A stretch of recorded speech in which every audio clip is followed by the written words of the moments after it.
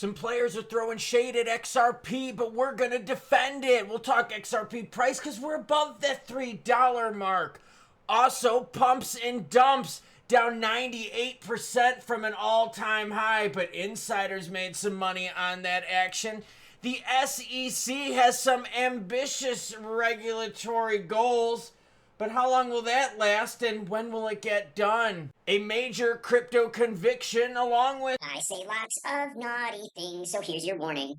Oh, we've got green up on the screen and I've got homemade bread for the doggies. That's right, my dogs love homemade wheat bread. Who doesn't love homemade bread? Look at them.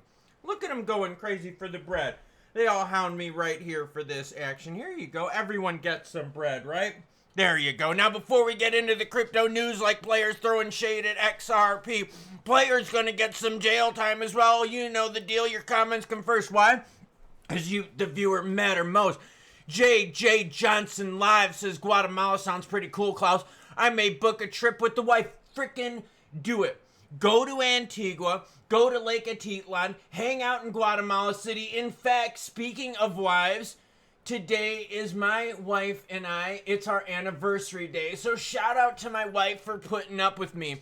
What a special lady to be putting up with this guy behind the camera. Sparkwater says Ripple getting a bank license will flip the crypto world in TradeFi. That's a big one in my opinion. Great point. Yesterday I did a video talking about the August trap. If you didn't see it, I will have it linked at the end of this one. It talks about the huge vacuum in August. Massive warning. You need to see the video. It explains why August is such a trap month.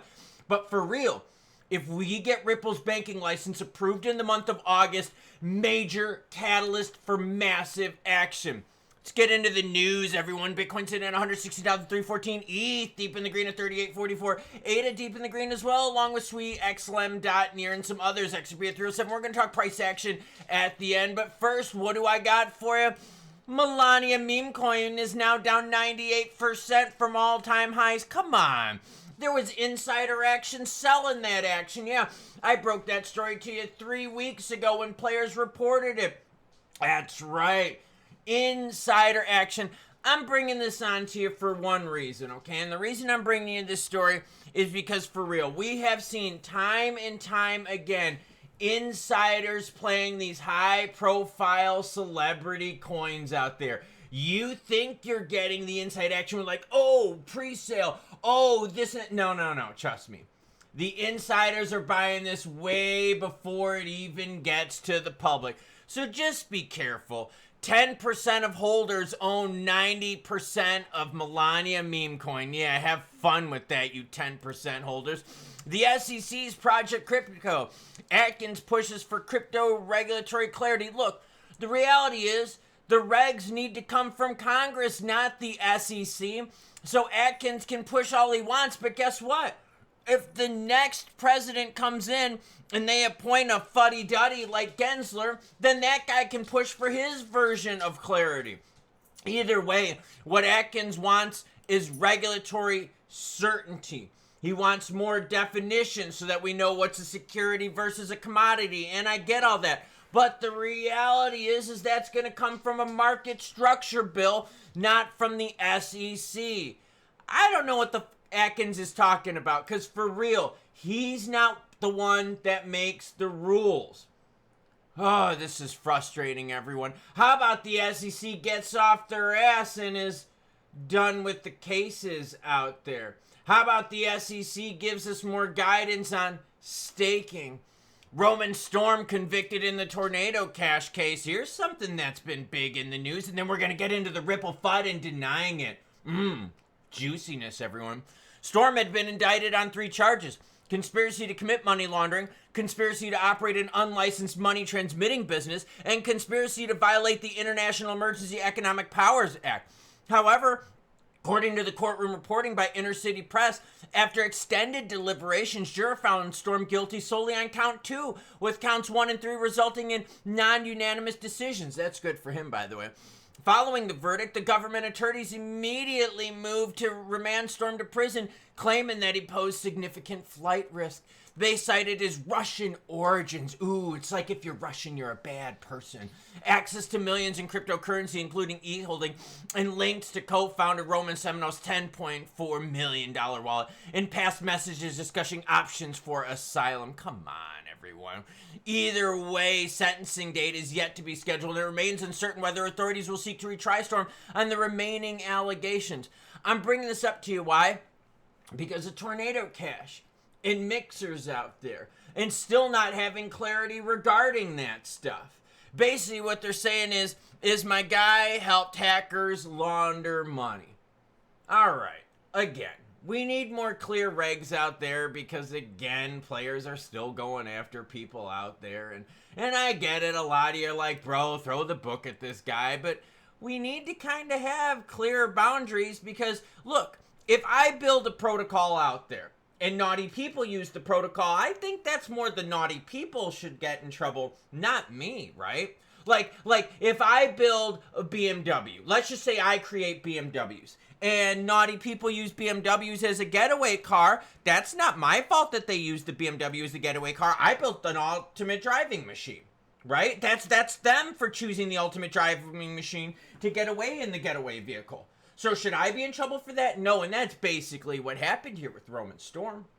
So just because he built the perfect protocol to launder some money doesn't mean my guy should be found guilty of it, because you can do all sorts of legal things with what he did with that protocol too. Just like you can do all sorts of legal things with the BMW, right? So just because someone used it to be a wheelman doesn't mean we should convict the hell out of BMW, right? That's exactly my point. You could do all sorts of legal things with Pancho Pistolas, right? But maybe, you get my point, okay? So let's come up with some clearer regs. Caitlin Long, yeah, been throwing lots of FUD at XRP and XRPL. Caitlin Long faces XRP community backlash over centralization claims. Basically, Caitlin Long said XRPL isn't going to go anywhere because it's a centralized network, and expressed doubts about its future, claiming it's not going to take over. Long emphasized that if XRP to dominate, it would have been done so by now. That's not true. We've seen plenty of players out there have very slow launches and have really grown later in their development. Toncoin is one of them. Ton didn't do crap for a while, and in the later years of its development, Toncoin has done a whole bunch. Same thing with Sui. Sui was very slow in the beginning, and as of late, Sui really started growing. What about BTC? BTC is another one of those where in the beginning, you didn't see much with BTC, and then all of a sudden, the strategic reserve players came in, and BTC really started growing. I have even the BTC chart up on the screen. For the first however many years of BTC, it was slow AF, and then all of a sudden, boom, shakalaka. I think Caitlin Long just wants to be in the news, and she's deciding to be in the news for what? For being a negative frickin' Nancy. Now, David Schwartz, Boobala, I'll admit, I'm pretty harsh on Boobala, but I'm also praiseworthy of Boobala. I was praiseworthy of Boobala a few days ago when my guy built a mega frickin' rig on a 9950X chip. Yeah, frickin' cool. That thing uses a lot of power and has a lot of heat, so it's got to use a lot of cooling power. I was very, very, kind of negative on him, but now I'm positive on him when he does good things. He's doing some good stuff here. The Ripple CTO wants to share the facts with Caitlin Long. Caitlin Long, founder and CEO of Avanti Financial Group, recently came under fire for the XRP community after lambasting Ripple during a recent appearance on Gold, Goats, and Guns podcast.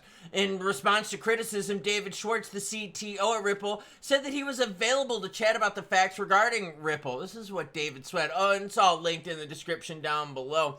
David said, Caitlin, I'm available whenever you want to chat about the facts about Ripple, our stablecoin RLUSD, the XRP ledger, and its native token XRP. Interesting. See, the thing is this, okay, is there's players out there that want notoriety, and some of these players want notoriety for being negative.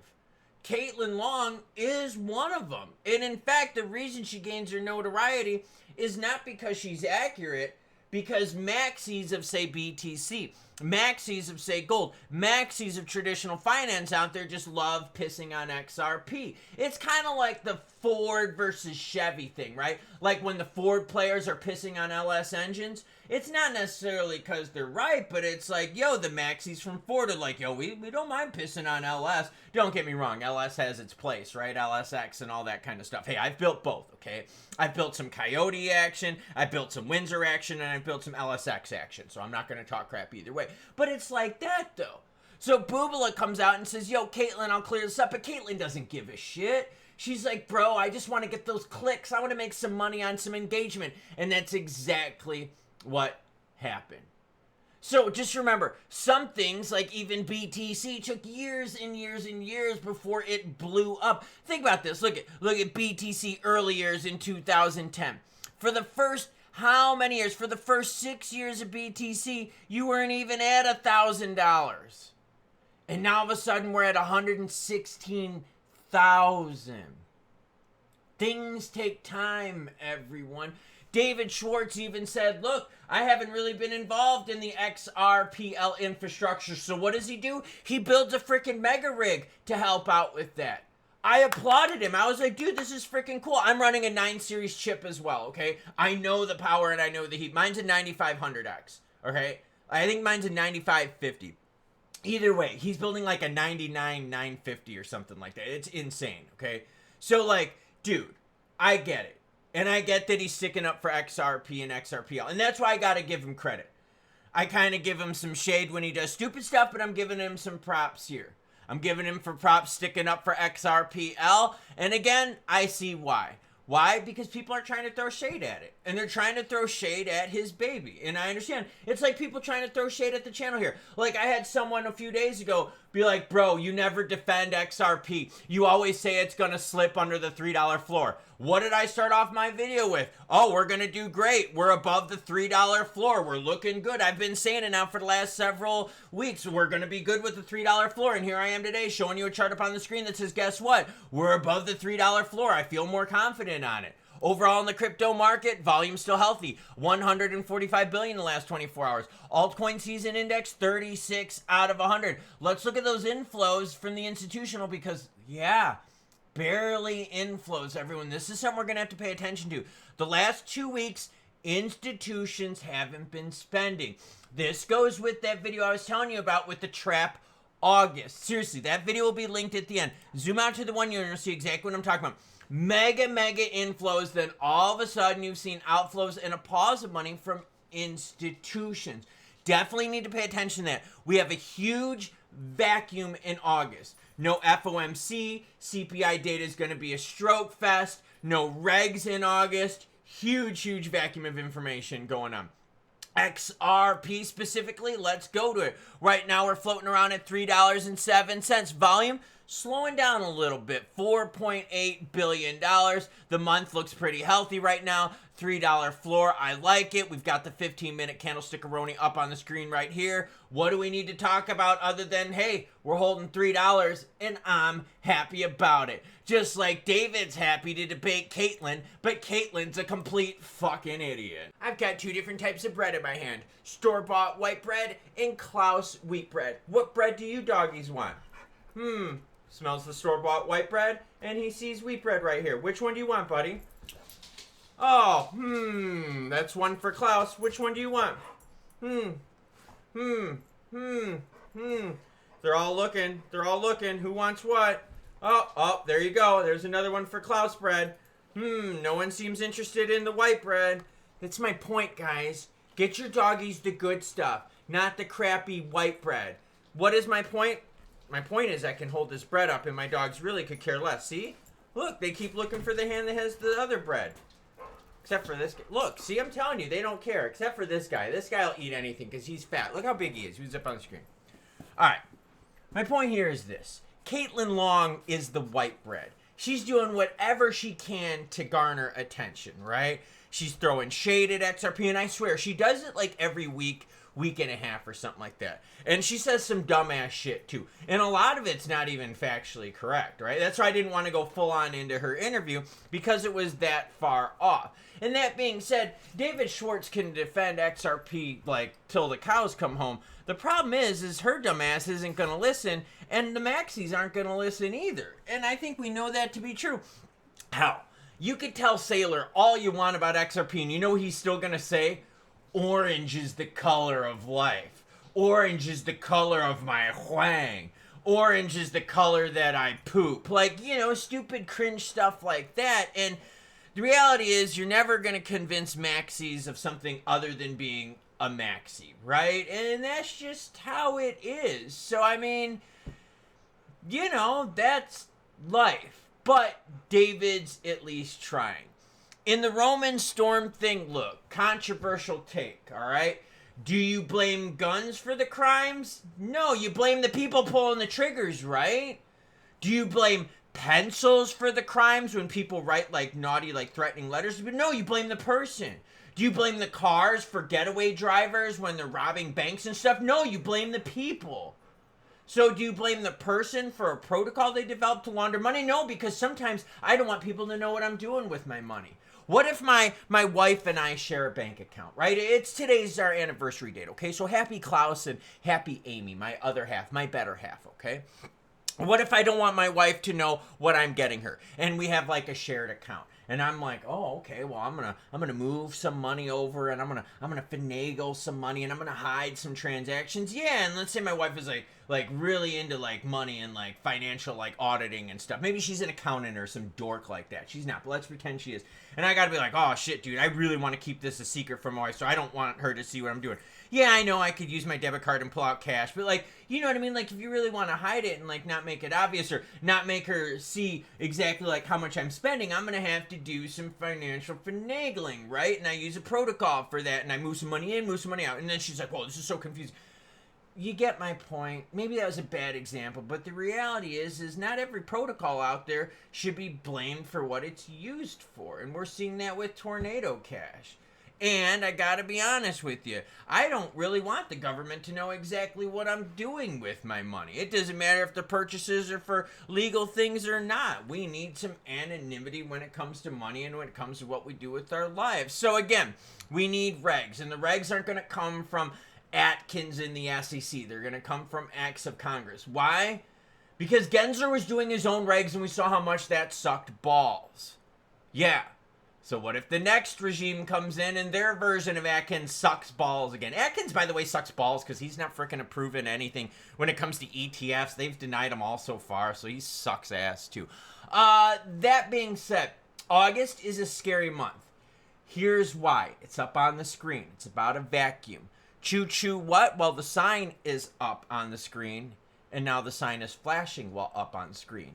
Choo-choo what? Choo-choo, well, you can read it.